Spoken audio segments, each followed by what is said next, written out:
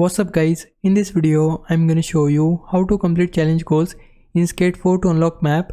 If you have reached a point in Skate 4 where the game won't let you progress and it keeps telling you to complete challenge goals, this is exactly what's going on.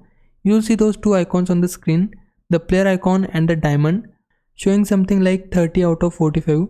That's basically your progress toward unlocking new areas on the map. Right now there are 4 main areas in the game, but you can't unlock the others immediately. The only way forward is by completing challenge goals. To do that, head back into the areas you have already unlocked, open the map and you'll see individual challenges spread across those zones. You don't need to complete everything all at once. You can pick and choose which challenges you want to work on, especially if some of them are tougher or annoying.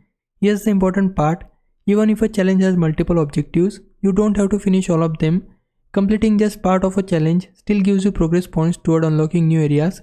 So keep going back, knock out as many challenges as you can, even partially, and those numbers will keep going up. Once you hit the required amount, the new areas will unlock. That's all you need to know to move forward. Hopefully this clears things up and help you get unstuck. Hope this helps. If it did, please like this video and subscribe my channel. For now, thanks for watching. Bye bye.